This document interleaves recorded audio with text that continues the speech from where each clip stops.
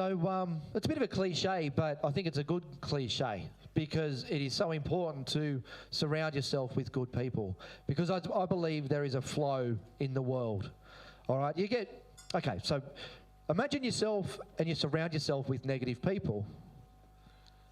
So what's going to happen? You're going to think negative, all right? Yeah, it's great to be around positive people, but I mean, being around positive people is fantastic, and you're that optimist, which is, yes, I just got hit by a car, but it's okay. There's a message in that for me. I could have been hit by a truck. Positive people are fantastic, but I think once you start to surround yourself with positive people, because you have to be a positive person if you're in this room, you've got a positive attitude of wanting more, all right? But then you start to surround yourself with positive people who invest in themselves to educate themselves as business owners. You start to get a really sexy mix. So that's why we do this networking, while we do these events, because my vision with Breakthrough for Business, it's a bit like a freight train, right? It started with me. And then for the first event I ever did, we had about 18 people in the room. It was here. I had 4 killer speakers. Everybody was like free. I was grabbing hobos off the street, excuse the expression. I was grabbing anybody. Come into the room, I don't care, fill a seat.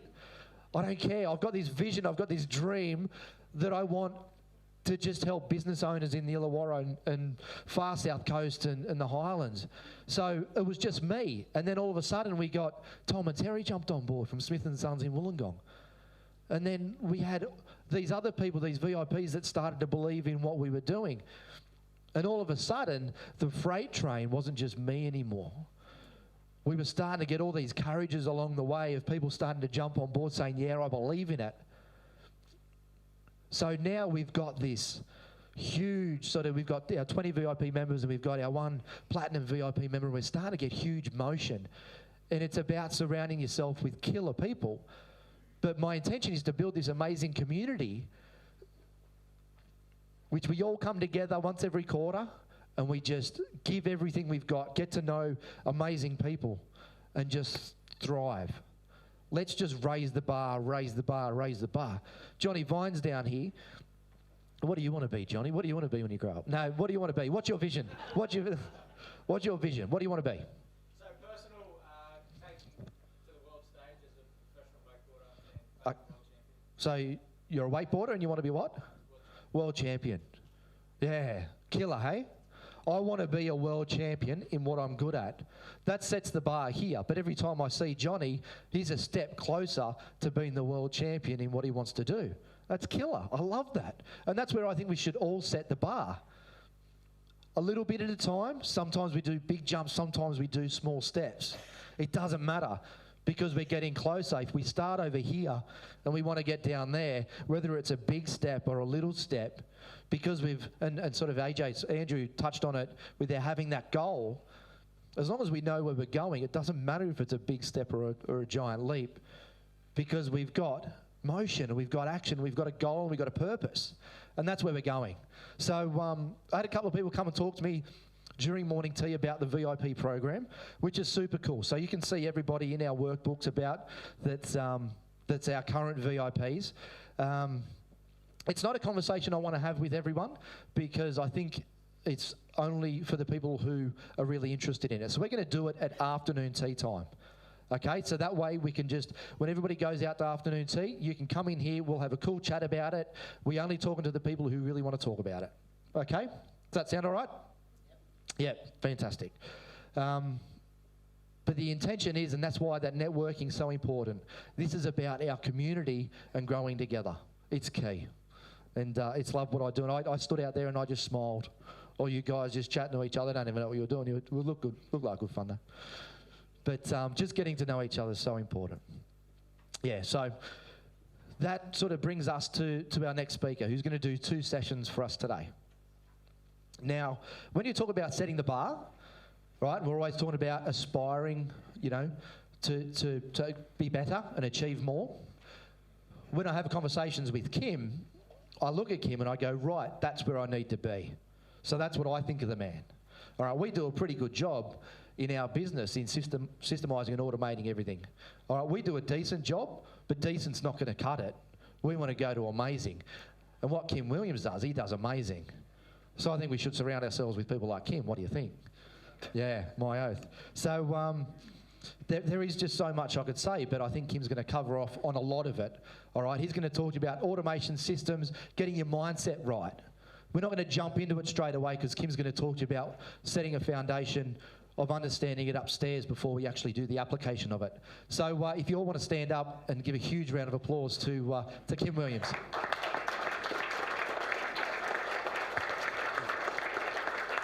Thanks, Stephen. Cheers, mate. Yeah, thanks. Just firstly, thanks to Stephen and the team for having me back. I was here in November last year and really enjoyed it, both the conference and the dinner and a few beers. That was great. Look forward to today as well. So I'm going to be around all day today and tomorrow morning. So if you've got any questions as we go through, happy to answer any questions that you've got. Just in terms of, for those that weren't here last year, in terms of what we do, we've, a bit like the team here, we've got a range of different businesses. So we've got a consultancy business called BRS, and that business provides leadership, culture and high performance services for infrastructure, mainly construction, oil and gas and also government industries. We've also got Easy Consult, which is an online coaching program for consultants, and we launched that last year. And we've got Easy Government, which is an online coaching program for government leaders. So there's no doubt in my mind that we wouldn't have been able to achieve those other businesses if we hadn't freed up the time to focus on what matters. And I'm going to talk a lot about that today. And Andrew, I thought your session was excellent because it will tie in very nicely with what I'm going to talk about. And I'm actually going to, if you're okay with it, change the structure, because I was actually going to talk about a balanced scorecard and how you implement a balanced scorecard in your business. And if you're happy with it, I might bring that forward from this afternoon session to now, given that it's just great timing with what Andrew talked about. Are you happy to do that? Yeah, so I'll take you through how to set up your own scorecard. But the other thing that I just want to highlight that's really important around time is one of those things. I was lucky enough, and this is why these groups are fantastic. My first coach when I left corporate life 5 years ago to start my own businesses was the guy that's on the front page of your booklet, Robin Sharma. So Robin Sharma, that quote, I love that quote. I've got a couple of Robin Sharma quotes you'll see when I talk. But the quote I think is just fantastic. To get the results very few have, be strong enough to do what very few people are willing to do. And that's training, that's investment, that's time, that's energy, that's surrounding yourself with the right people. Those are the very things that Stephen and the team talk about, and completely agree with that.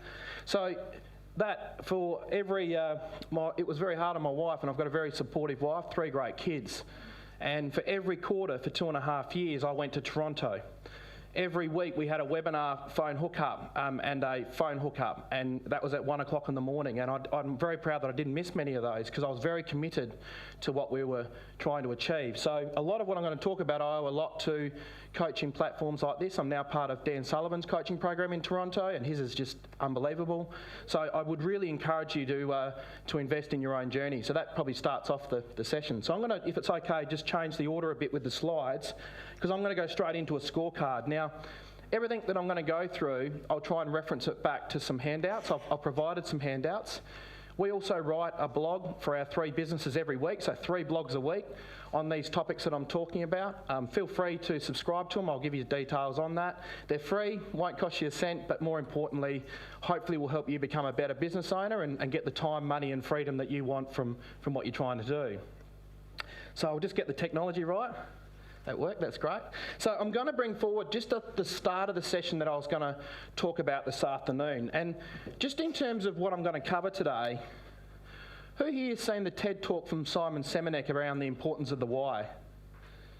Yeah, so for those that have seen it, why is that, pardon the pun, but why is that such a great talk? What does he try and, yeah? It tells you where to start, because you need to know why you're going to do something before you can do anything else. Exactly.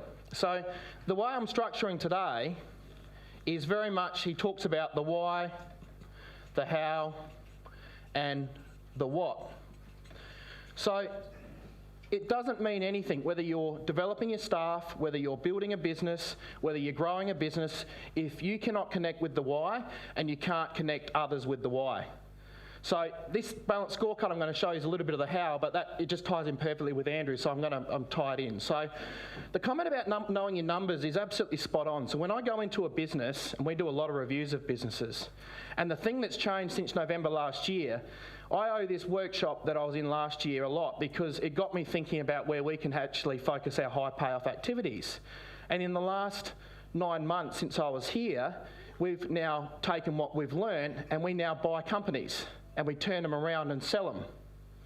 And we buy an equity into that company, usually through a private equity company or through the owner saying, look, we'd actually like you to come in and systemise and structure our business because our business is essentially worthless because if you don't have the right systems, the right structures, the right processes, no disrespect, but your business is essentially worthless.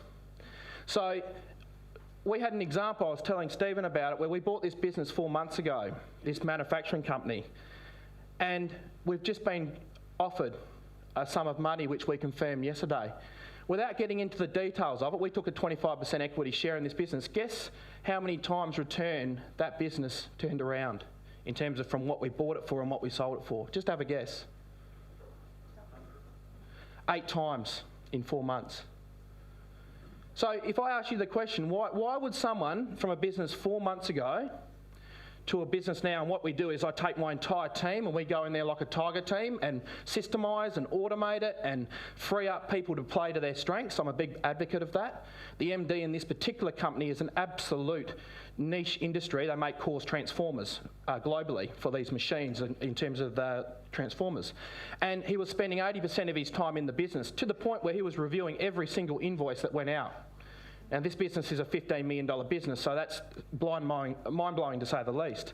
So by freeing him up and getting him out with our agency network globally, it's been phenomenal. So why would someone pay 8 times the amount? Now that the business is automated, systemised, good CRM database, finance system where we've automated everything in the back end. Yep. What else though? Let's cut straight to the chase. What are people buying? What's that, sorry?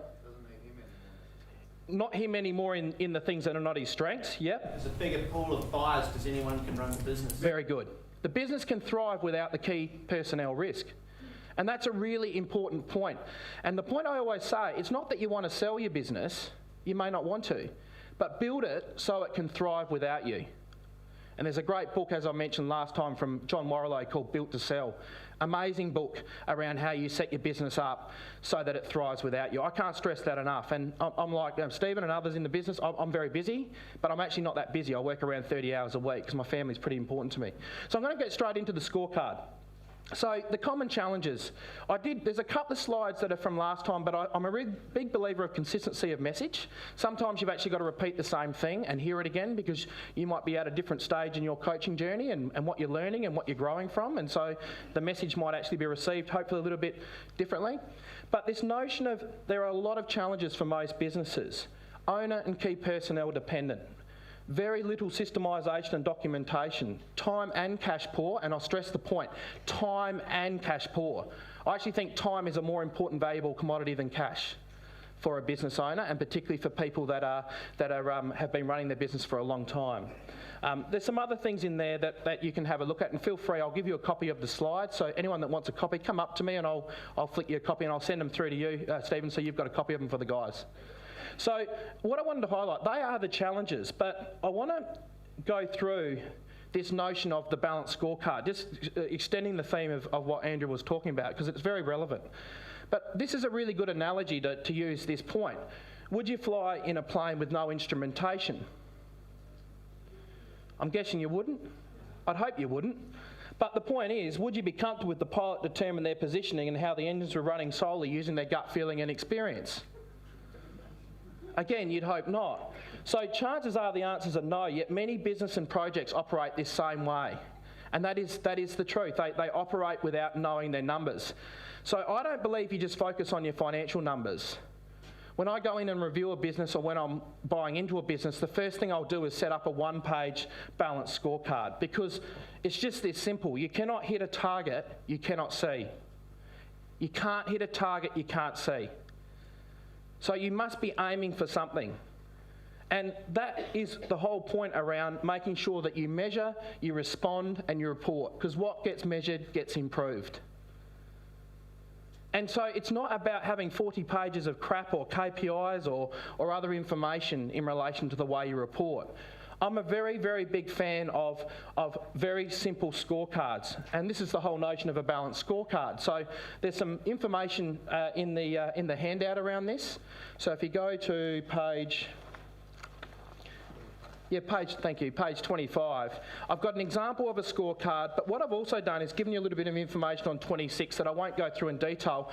We've written some blogs that take you through step by step, so you can subscribe to the blog and you can even do a search on the blog and keyword balanced scorecard, because there's a lot of blogs there, and you'll find the one around the balanced scorecard. But I want to explain to you why this is really, really important. So in business, I believe there's give or take 5 or 6 pillars in a business. So if we go through them, and feel free to challenge me, because for example, construction, you might include safety, or you might include something else. But I'll take you through what I see as the pillars in a business. And the reason the pillars are important is if you know what your pillars, meaning your foundations are, you're able to set KPIs so that you're tracking the right way. Because the sign of a great business is you're not just financially healthy, you're healthy in all your 6 pillars. And I'll explain what that means. So I'll go through them. So one of them is definitely financial. It's important. So financial, or what I call operational sustainability. We're sustainable long term. Another one I actually think that's really important, which you'll hear me talk about, is culture. The culture of your business. So it's not what the yogurt's looking like in the fridge. It's got to do with how you do things around here, how we work, how innovative we are, whether or not we're open to change. You have a look, I think another important pillar is marketing and brand. Because once you get your marketing and brand right, the work comes through the door. The other one that I think is really important is people and capability. Really important. So people and capability, I want to stress, will be the people that you've got in your business, but capability, hopefully you'll learn out of today, is also the type of virtual assistants you've got, the outsourcing arrangements you've got, the contractors that you utilise, the subcontractors that are important to your business, your suppliers. It's those people that are critical to make sure that it's the sum of the parts. So the other 2 that I think are really important is client satisfaction.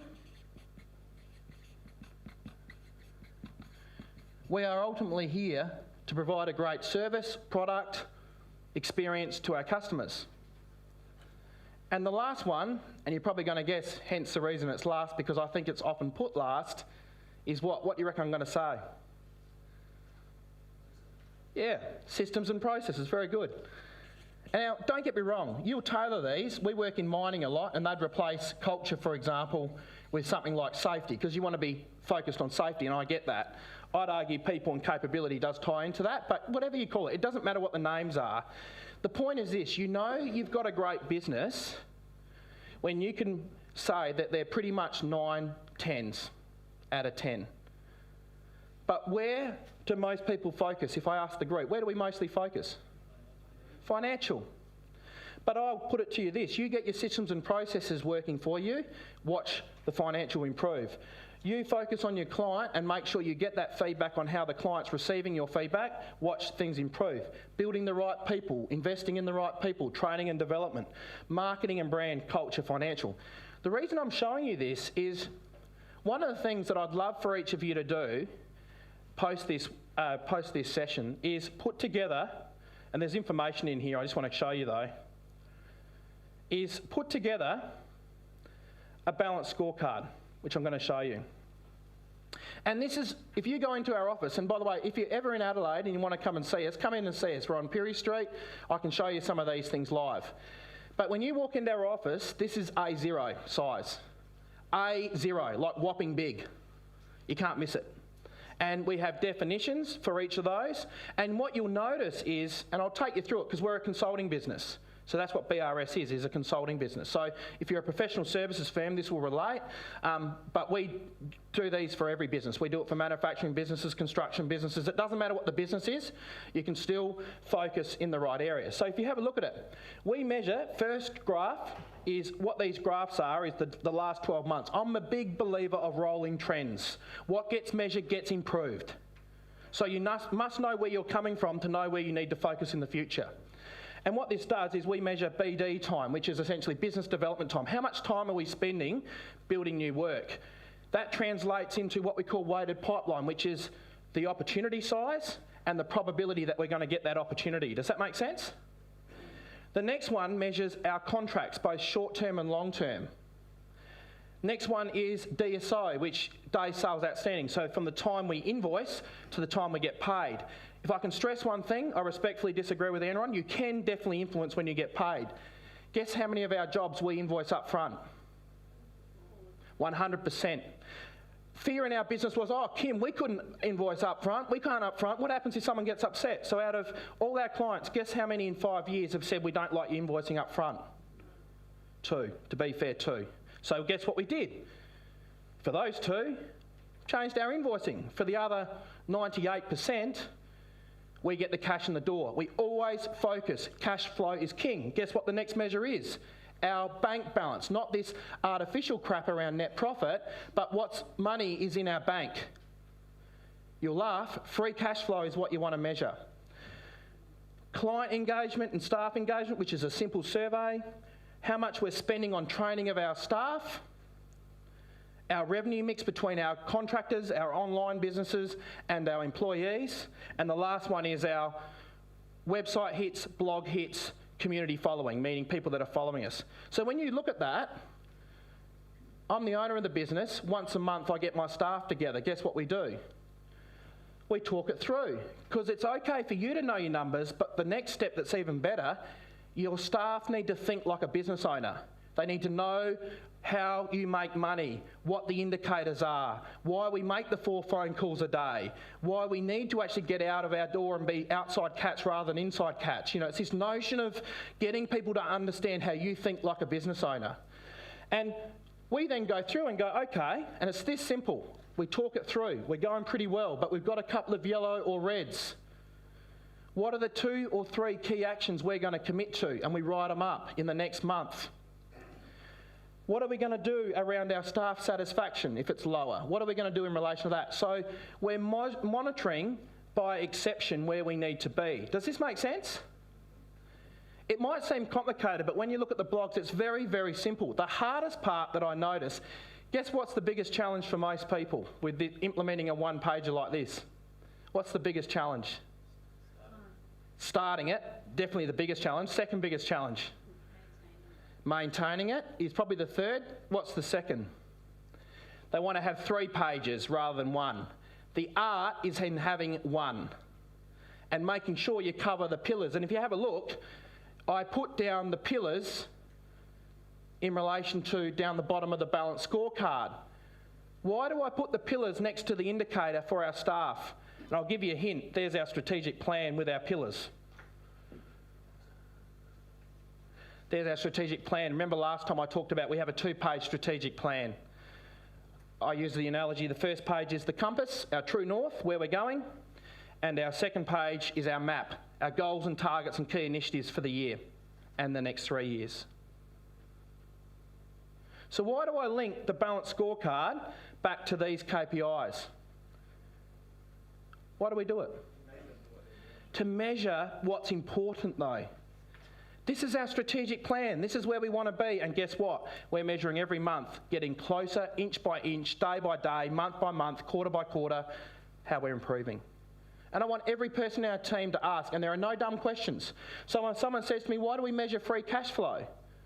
Well, and I ask, and someone say, why don't we measure what's the net profit in our financial statement? We don't measure what's in our bank. Well, we measure bank. Why do we measure bank cash flow rather than what's in our financial statement? Particularly for those accountants will know this. Why? Why would I focus more on cash flow?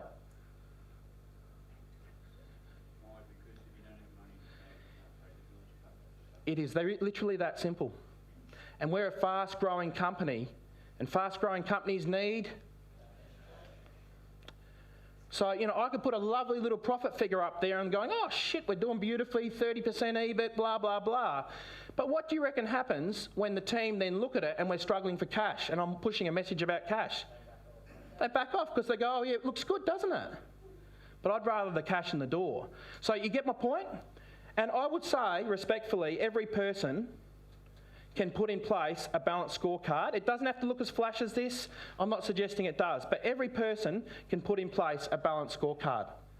Make it simple, make it measurable, and focus on what matters to your business. What's going to drive, and this is the key concept, what is going to drive the right behaviour in you and your team to get closer to your goals? That's what a balanced scorecard should capture. Does that make sense? So does that answer the question for those with Andrew's session was excellent, and that's why I wanted to highlight this up front. And it means I was going to cover that a bit later. But do you understand that you can put in place something like this? And there's, as I said, some excellent blogs and some information in there that take you through step by step. And we've even got some examples on the blogs that you can utilise as well. Just on the please. on the dots and the colours. What are the conversations you have when you do get the yellows and the reds? Like, do you increase that goal then when it's green, or can you measure? No, not at all. What we do, I'll give you an example.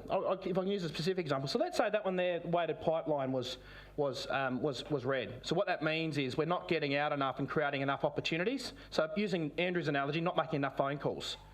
So we'll then just set targets for every team member to say, look guys, last month we're not making the calls that we should.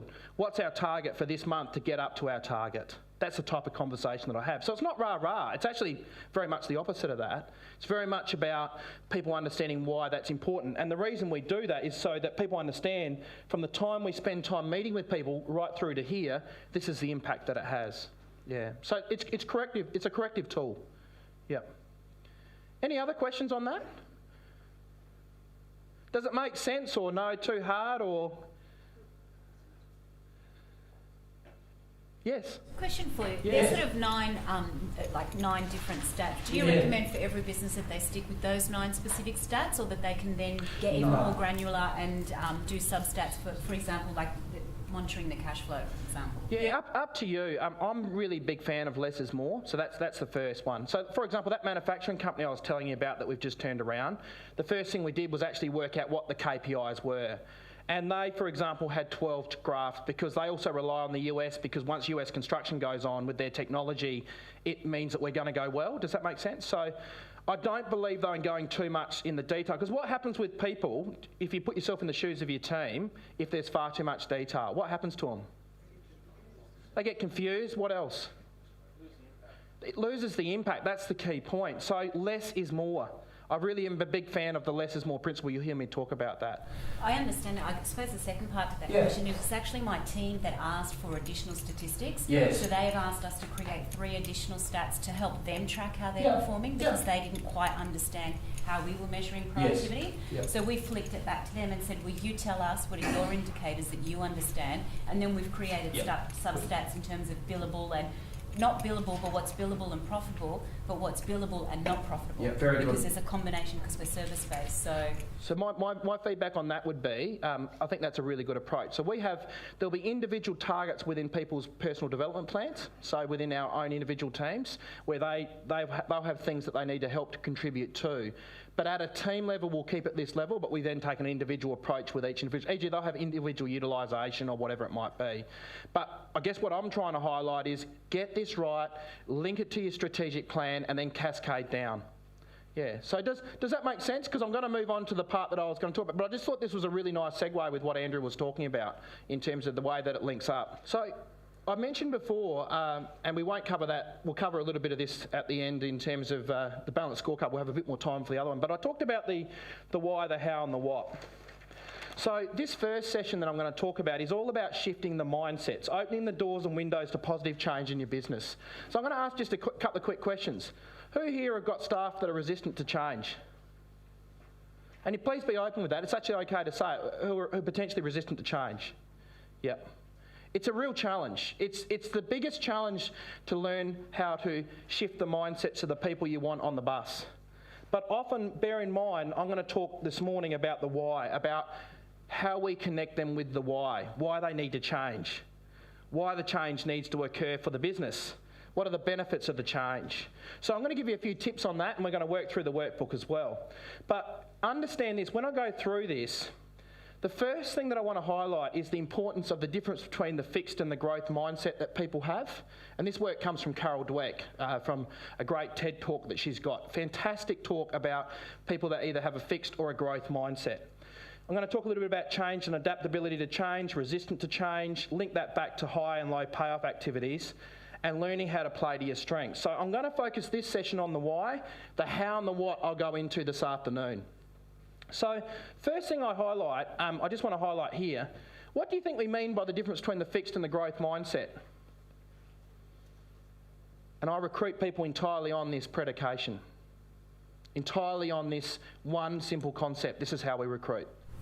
So one thing I look for above everything else. Yep, partly attitude, definitely. What else? Their vision, the vision of the future. Yep. Passion? What they value in themselves and in life. So if they value being steadfast and keeping the status quo, they're less adaptable. Yeah, very good. So I'll give you an example. So when you're at school, for us, it's a little, for people like me, it's a little way away. Do you always wonder why some of the people that were really smart technically haven't succeeded to the same degree as some of the others that perhaps weren't as smart but have been unbelievably successful in different areas of their life? Have you ever wondered why? Well, Carol Dweck, this psychologist, talks about this in a TED talk. And what she talks about is growth mindset is the ability to learn and grow. Growth mindset is not being the smartest person, but guess what? Do you want to learn and improve? Do you want to come to sessions like this? Do you actually want to take on board feedback? Do you actually want to, as this points, persist despite obstacles? And she particularly talks about the importance of resilience. And so the whole point is you can have your IQ, which is someone that might be very smart, but guess what? What happens to them when they get a challenge?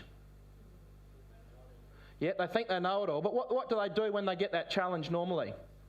They stop. They don't persist. And so this notion of fixed and growth mindset is really, really important. And it comes back to this critical point that she highlights, which is lifelong learning. We can always get better. Getting better every day, every week, every quarter, every month. But you would hopefully agree you've got people who don't want to get better and there are people that want to learn and improve. This is a really important point if you're building a business that's growing fast, where you're making change in your business, where you want people to come on board. And one of my favourite sayings, hopefully a few of you remember from November last year, is if you can't change the people, change the people. And as funny as that sounds, I really advocate that you give people every opportunity to change. I believe in giving people opportunity to change. It's very important. But if they don't change, you've got to move forward. And you've got to actually move forward, unfortunately, without them. And what's ironic about that key point is they'll actually thank you for it down the track because they may not want to be in a fast-paced, high-growth, adaptable to change organisation. So what I've done here for you, and these will be in the slides, is given you 7 excellent blogs that are free where these people provide weekly blogs. One of my favourites, Robin Sharma, Seth Godin. Who here subscribes to Seth Godin's blog? Oh my God, do you love it as much as I do? The guy's unbelievable. That is an amazing blog. He's even got an app called Geo. The app, I've got it on my iPad, magnificent app, and you can search all these blogs, and I love Seth Godin, you'll understand that when you subscribe to his blog. But the point is, we can all get better, we can all improve. We can be better than what we were yesterday. So when you look at heroes, for example, don't look at other people, look at yourself in 10 years and go, I'm better than what I was 10 years ago. I'm great. I'm really good at what I do. Because I've got better every day. I've been humble enough to learn every day, improve every day, associate with other people every day. So lifelong learning was the key attribute that she highlighted, and also taking risks. Because one of the things that she highlighted with a fixed mindset, when they make a mistake, people with a fixed mindset, what do they tend to do? Stay in their comfort zone. But if you think about it, when we're growing and we're improving, do we want to make mistakes? Absolutely. But it's the type of mistake we make, I would hope, that we focus on. If people make a mistake in our business with the right intent, I'm applauding it. You tried hard, you just got the execution wrong, we might need to train you a little bit better. That's okay. But if it's a mistake where we've sat back and we've avoided and we've waited for things to happen, I'll have a difficult conversation with a staff member because guess what? We didn't take a risk. But as leaders, we need to make sure we respond in the right way to make sure that people understand the difference between the types of mistakes. Does that make sense? Very important. So going a step further with this, don't underestimate the power of conditioning though. So please take this for how this is intended. So I'm going to be fairly direct, it's my style, so understand that. Who here has recruited someone from a government organisation into your business? So if you don't mind me saying this, because I can talk personally on this, I'm not trying to generalise because I'm sure there's some good people in there, but take it for how it's intended. What was the experience? They didn't live in the real commercial world. They kind of lived in a bubble, Yes. and everything was always at their disposal. So they very rarely had to work hard for anything, unfortunately. Very intelligent people, Very smart. just don't live in the commercial world. That hunger, adaptability to change, that ability to learn and grow, they struggle with that. Because you think about it, what do government organisations do? Particularly, it might not be in New South Wales, but in South Australia it is, they have a no forced redundancy rule. So you could literally, and I mean literally, do something terrible and you can't be sacked. So what do you reckon that does in terms of the mentality? It's this conditioning. So it's not just that, it's your conditioning from your family, it's conditioning from who you spend time with, it's conditioning generally and what it does to you and your psyche. And remember last time I talked about one of the things we've got on all our mouse mats and in our business is around this getting above the line. So don't come to us with your problems, come to us with your solutions. What's positive, what's proactive? So one of the things we encourage our team to do, always come with not just what's wrong, but come with some ideas on what we can do to improve. And that's an expectation we have in our business. And it's an expectation every one of you as business owners should have of others in your business. Above the line thinking. If you want to go to our blog in BRS, we've got heaps of articles in this, in how to implement this. So you can start to see now, this conditioning, this mindset is all about what we expect of others and the type of behaviour we're going to condone and the type of behaviour we're going to expect. And this notion of that is really important because motivation will get us going, but it's the habits in your business that will get you there.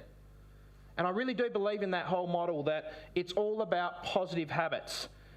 Habits that will build a great business versus habits that will bring it down. And so one of the things I've got here, which I'll talk about, is one of the very first things I do with people in our business is talk about what they perceive as their negative habits and what they perceive as their positive habits. Not to tick them off and go, I do them every week, but guess what? We want them to continue to replace negative habits with positive habits. And that's an important mindset in our business. We don't want you perfect, we just want you to be better than what you were yesterday. You're investing in training. You're investing in making sure you look after your time. You're making sure that you're managing your customer effectively because you're being proactive because you're giving them a call. You're not waiting for them to call you. So this notion of habits around being adaptable to change is really important. And the reason I'm showing you this is because this all comes back to the why. You'll notice I haven't even talked about automation and systemisation yet. So can I ask why?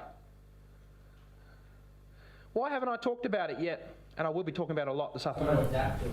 Because that's the how. Because there's no use setting them and you don't follow them. There's no use going down the path of automation and systemisation if you don't have the people that are prepared to go on the journey. You cannot, as John Maxwell says, you cannot ask a horse to climb a tree.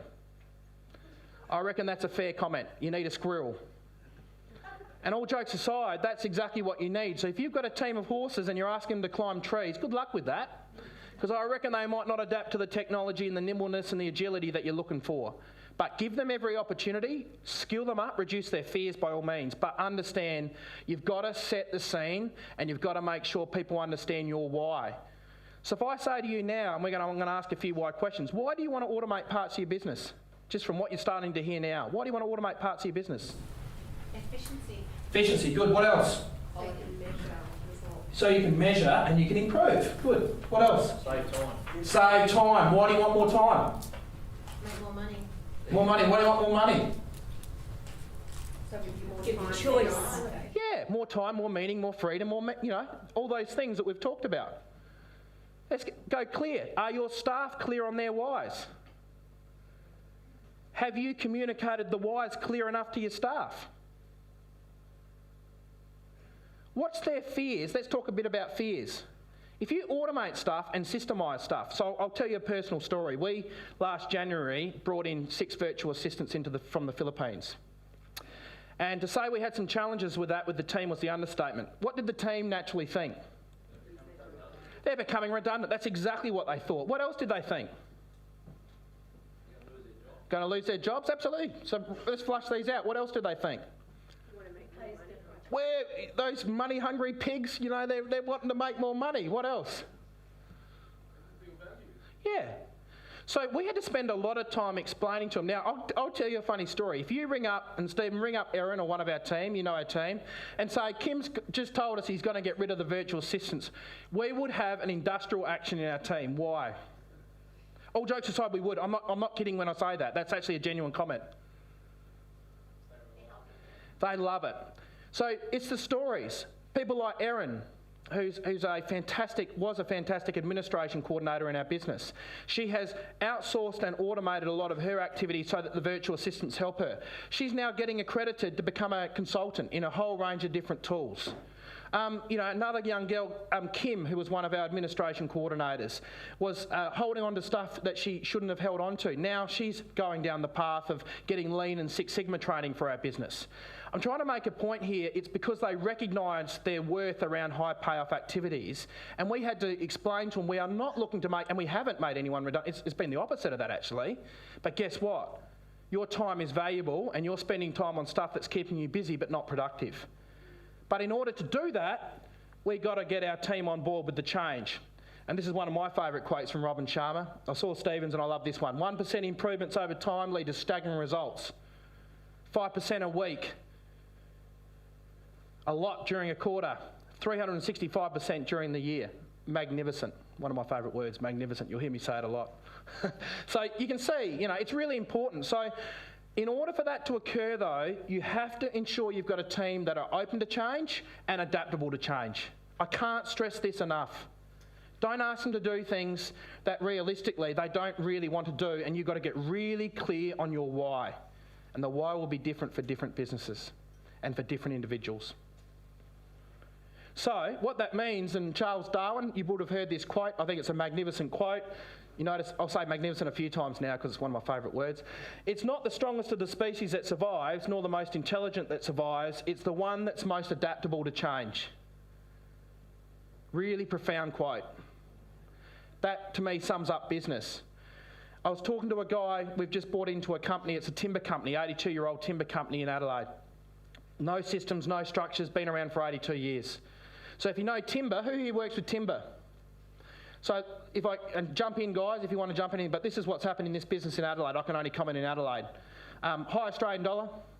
Lots of imports are coming, whether it be IKEA, you know, Bunnings, Masters, whatever it might be. On top of that, this company hasn't moved with technology, doesn't even have a Facebook page, Twitter page, nothing, doesn't even sell stuff online.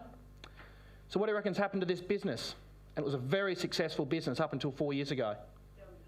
It's going down the gurgler. So our job's to come in, systemise, structure it, and get the technology happening.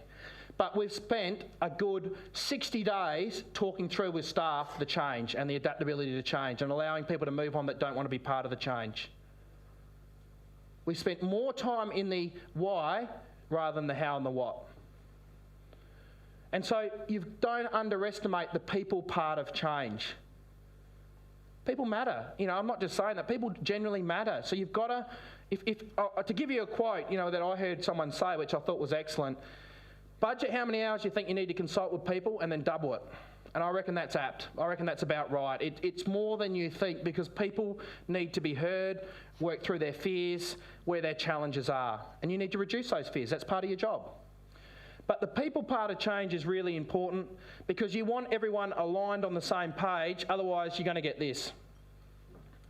You're going to lose a couple of people along the way, no doubt. Hopefully they're not the right, hopefully they're not the really critical people. And there's going to be some really challenging times, and I mean really challenging times getting them up to date. Because when I go through this afternoon, specifics, I'm going to show you live demonstrations, systems you can put in, these types of things, some people aren't going to like it. But they will like it more if you take the time to explain it and engage and consult. Does this make sense? Yep. I'm passionate about this topic, as you can probably tell, because if I was talking openly, I'm an accountant as well. Someone, as Andrew was saying, I'm an accountant. Slightly different. The numbers never tickled me that much, to be honest. I love the people and the leadership, and I love the idea of starting new businesses and really having a really impactful impact on the people that care to me. But the numbers are your foundation. But people are just as important as your numbers, in my opinion. They matter a lot.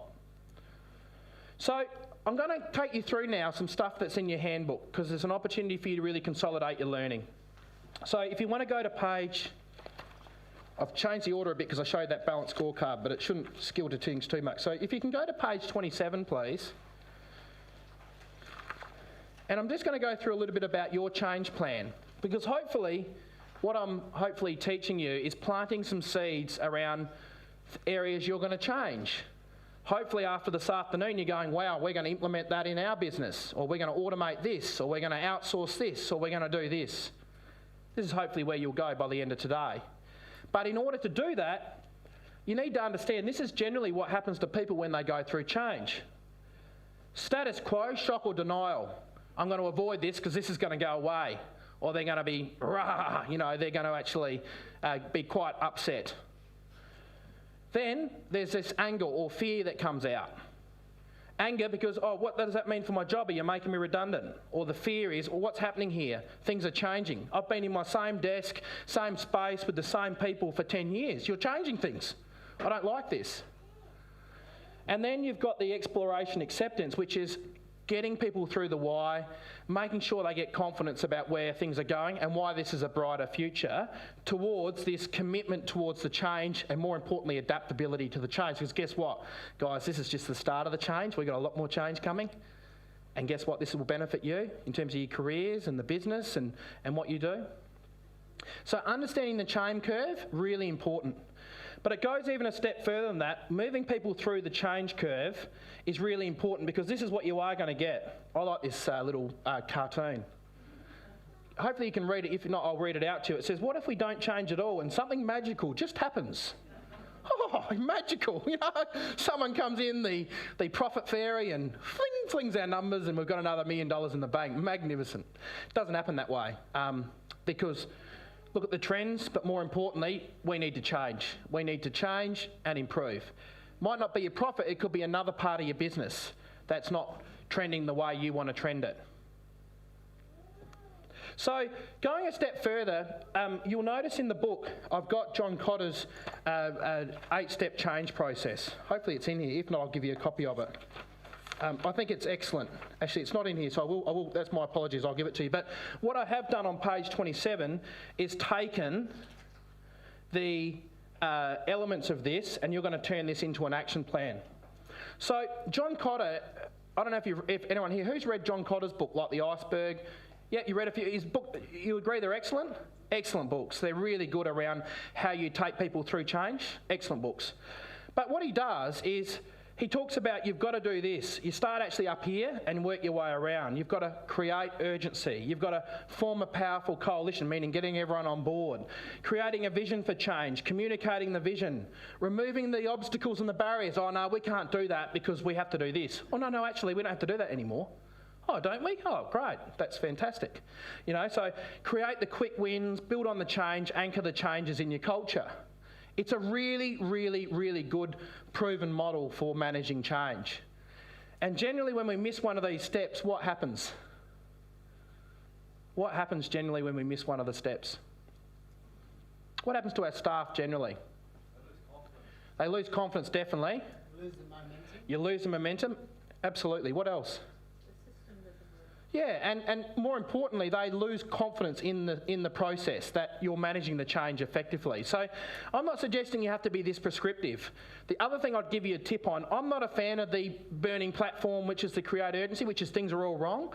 Sometimes it's the burning vision, the burning desire, which is look at the aspiration, look at the goal, look at where we could be, look at what we could do. So you can use that in two ways in terms of creating the vision. So if I ask a question, who here's got a vision for their business? Good, that's great. Now I'm going to ask the next tougher question. Is it visible everywhere in your organisation? Great, who else? Yeah, this Great, that's good. I saw yours, and that's magnificent. Yeah, it's good. You know, but all jokes aside, the vision's really important. Why is the vision so important? And I'll give you a hint. It's the why. It's not normally the how and the what. It's why we exist. It's our purpose. It's why it matters what we do. So your vision is a really important piece of work if you're looking to get your staff on board with change and why you're making the changes you are to get to where you need to. So I've got a few examples of this, and then I'm going to get you to do your own activity where you're going to look at your actions and go, out of these 8 steps, where do we need to focus? Where are we falling down? What do we need to focus on? But I'll give you an example.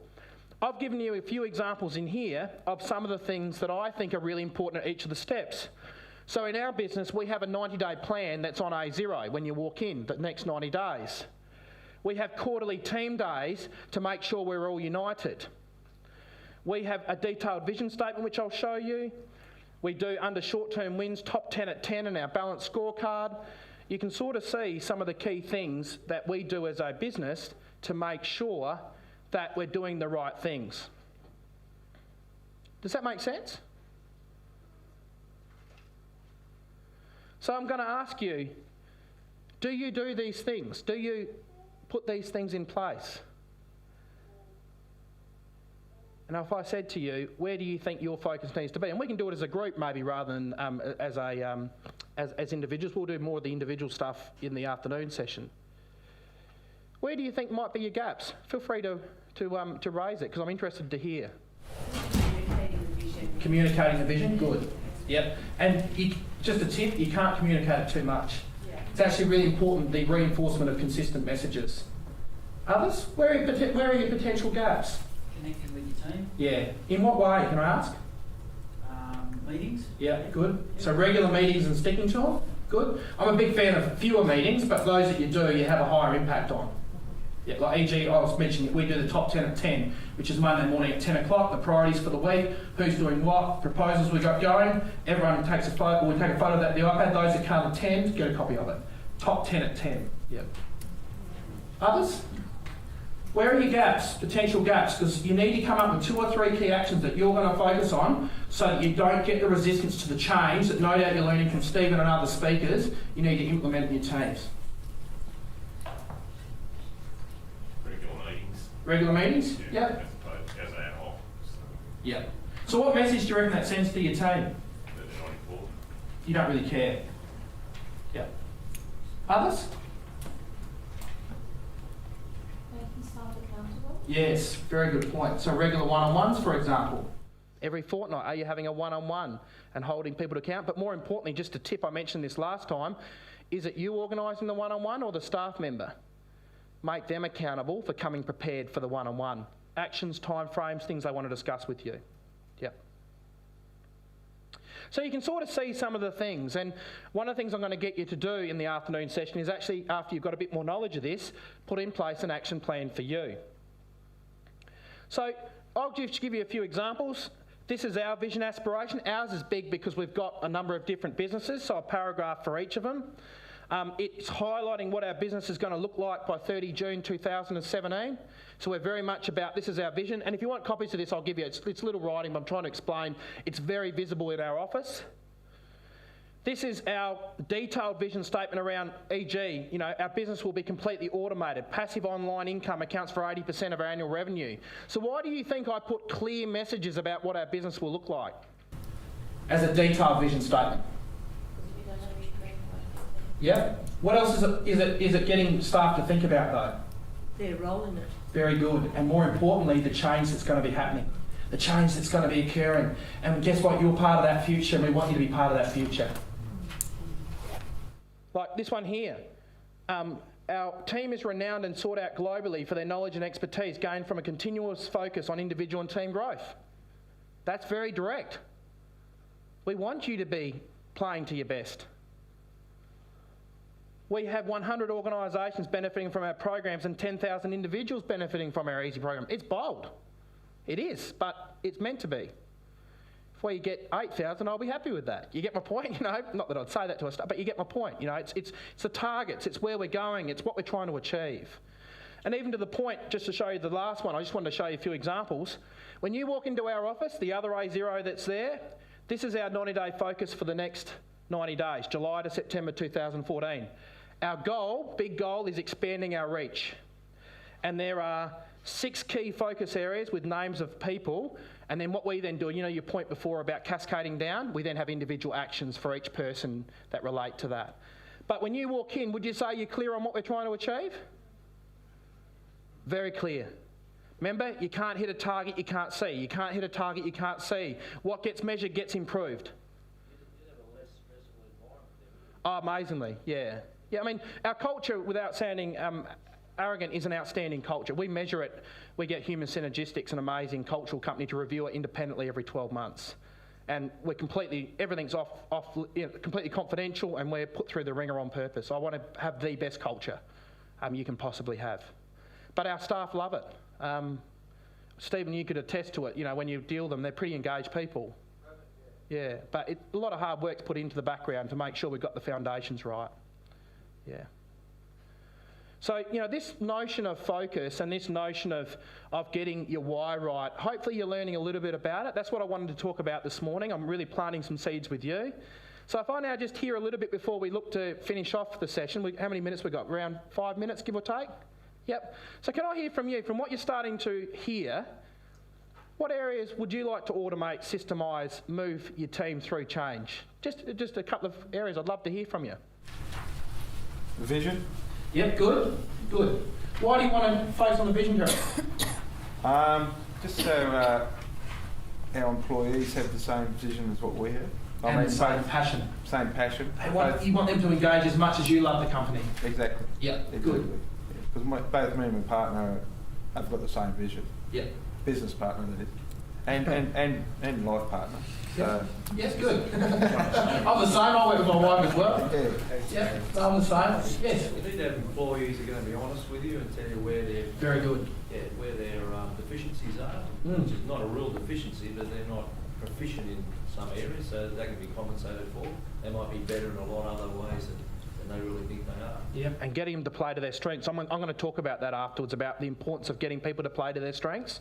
I think too many managers, including myself in the past, focus on people's weaknesses rather than their strengths.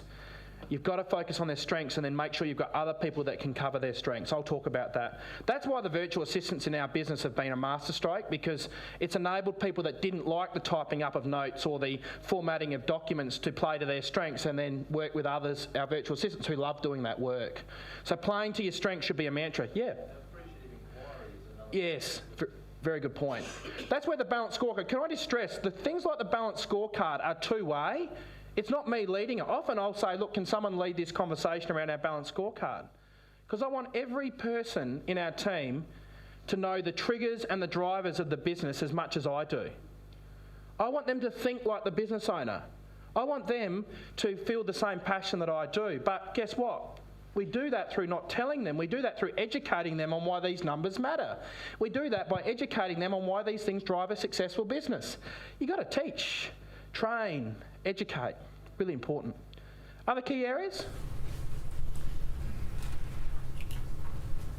Systemising so that everything is more consistent. Yes. Customer experience. Yes, good. I'm going to talk a lot about that this afternoon, how you can automate a lot of stuff in the back end. Yep. Does it make sense? Yeah? I have focused very heavily on the why, because I know a lot of you will be wanting to hear the how and the what, but we will cover that this afternoon.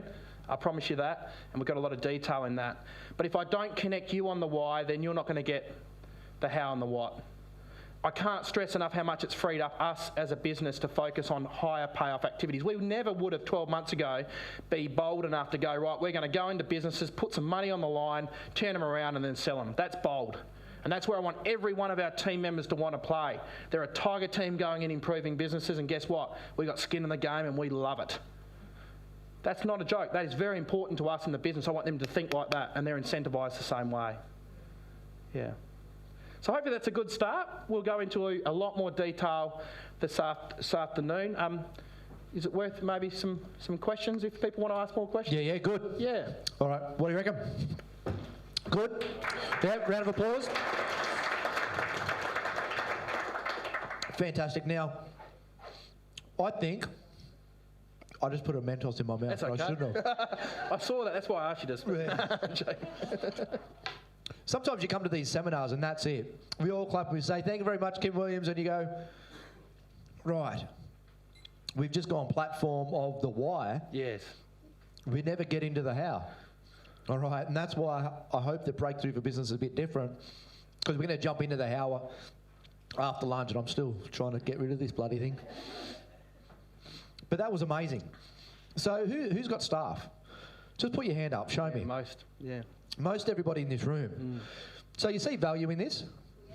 This is smashing, right? Some stuff you already know, some stuff you didn't. Kym does it on a high level. So if you don't have staff, though, I think this is as relevant as if you do. So why? Tell me why. Yeah. Keeps you motivated, keeps you focused. So, sorry? To give you direction. So if you're a team of one, yeah, this is totally relevant to you, because you get this done now. When people jump into your organisation, you've already done the hard work. If you're a team of 10, this is relevant to you now because you put it into your business now. These conversations are key. So important. All right. Any questions for Kym before we go away? So we're talking about the why. What sort of questions have we got? You've been very quiet, so hit us. Pete. Just on the recruiting sort of fixed versus growth mindset, what could we just bet to put a few staff on? So I'm really interested in Fixed versus growth mindset. Yeah, so I can talk that through. It's a good question.